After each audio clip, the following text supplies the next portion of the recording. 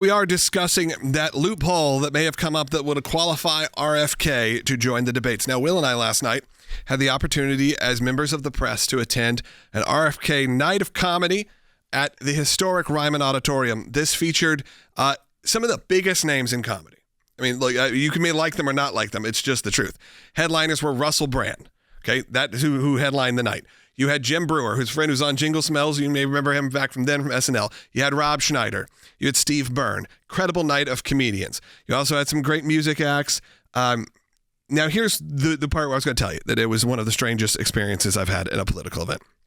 It was a night of comedy, but it still, at the end of the day, was a political event to try to sway, you would assume, sway voters, to sway people to vote for Kennedy. Now, we're Russell Brand, obviously our friend Jim Brewer was great. Steve Byrne was great. Rob Schneider was good. Were they funny? Sure, they were funny. And some people like Jim are fairly clean.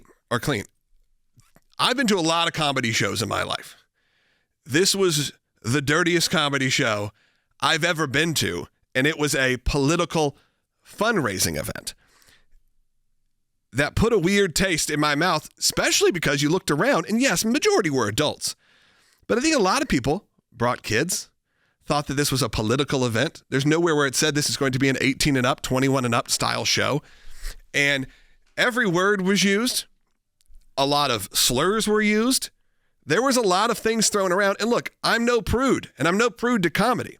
But from someone who analyzes politics, it's a weird decision to have these top-level comedians, and some of them not. Some of the ones I'd say that actually were the bluest of them, if you will, were the ones who you did not know, who were standing in front of giant Kennedy Shanahan letters. Right.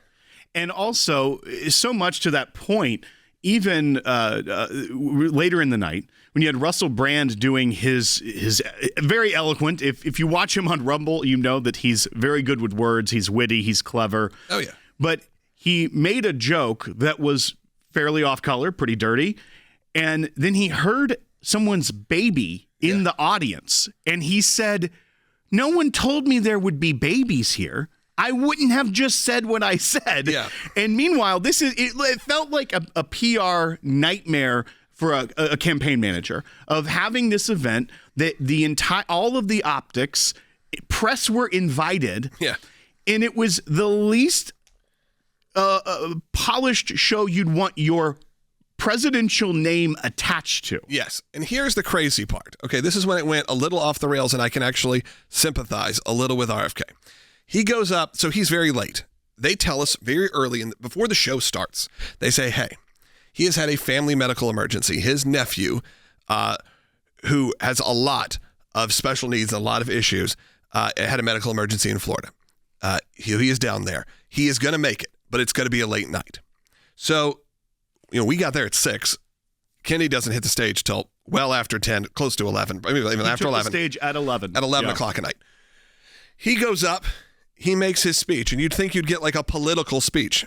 And what we got was a few minutes telling you why he was late, which was understood. Everyone said a prayer, by the way, for this kid at the beginning. It was pretty emotionally moving moment at the beginning. It was pretty cool.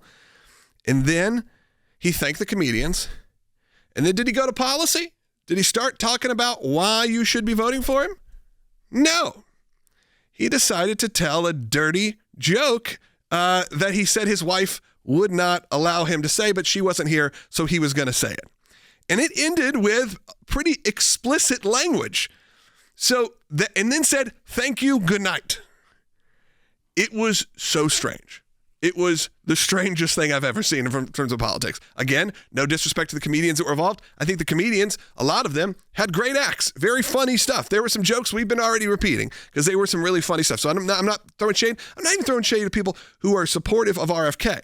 But as someone who went in trying to be open-minded, it did not sway me. What it also did was illuminate something that maybe in the red states we need to be aware of, which was when a joke was against President Biden, which was the majority, as you'd expect, the laughs were gigantic. When the jokes were aimed at President Trump, they were very mild. I'd say maybe it was 10% of the audience laughing, 20% of the audience laughing, which also said to me, these people that all came to this event, most of them were potential Trump voters, not the other way around. They were Trump voters who were interested in what Kennedy had to say. Instead, they got a very different night. Now, I think Will and I probably walked away with very different points of view than most of the people there. I think people had a great time. They got to see A-list comedians. But here's the one part where I sympathize with him.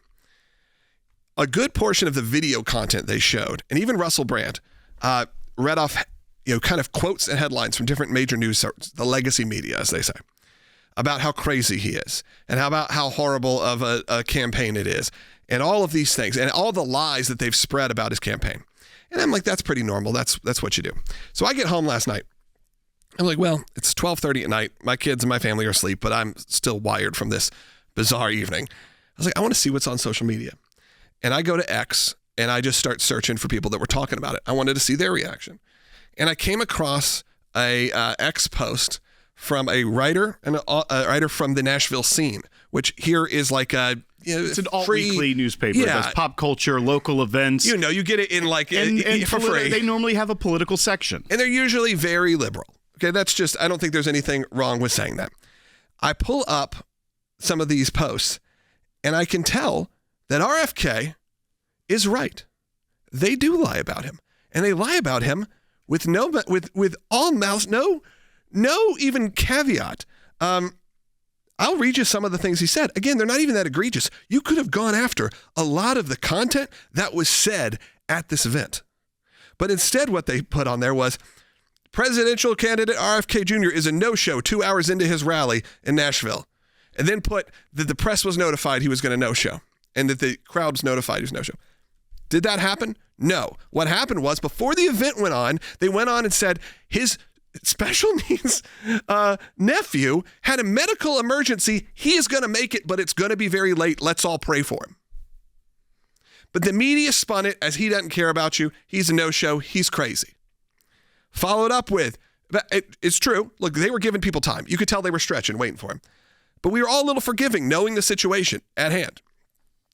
The venue, the Ryman Auditorium, this is from the same author, Eli from the Nashville scene, or one of the writers from the Nashville scene. And he put, the Ryman Auditorium has been on an intermission for almost a half an hour. Word is RFK Jr. is in Florida and Russell Brand never made the trip. I timed the intermission because they said it's going to be a 10-minute intermission. I texted my wife because I said it's going to be a late night. We just took an intermission. 12 minutes later, Rob Schneider was on stage doing Burnin' Love by Elvis. 12 minutes later. That means, yes, it was a 10-minute intermission. Why lie about that? Who knows? Just to try to create chaos that isn't there. And then who takes the stage an hour later? I don't know, the person they said who never made the trip, Russell Brand. Russell Brand shows up live and in person. And look, we were all wondering, is Russell Brand going to come in from... I expected it to be a video. Come in honestly. From London for this or from England? And he did. And he showed up and he did this event. Later on, did they fix that? No. The only thing they did was this morning tweeted out, RFK showed up around 11. The intermission was not as long as the 30 minutes. My mistake.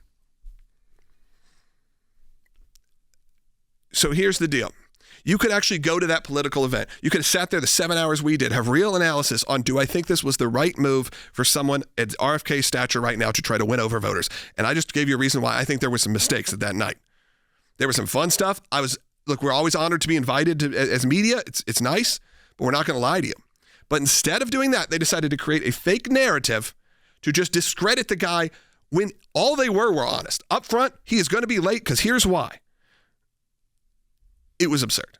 It was absurd, but it's not surprising, unfortunately, because that's how low the journalistic bar in this country has come. I have a master's in journalism. I love the art of journalism. I love the craft of journalism. I love truth. And unfortunately, in this country, we don't have that. We don't have a media that we can trust. You can't trust journalists to not just shove a narrative in your face. And that narrative they chose was that this is chaos and lies. Right. They didn't choose any of the litany of things that I could say, here's why maybe you shouldn't be supporting this candidacy.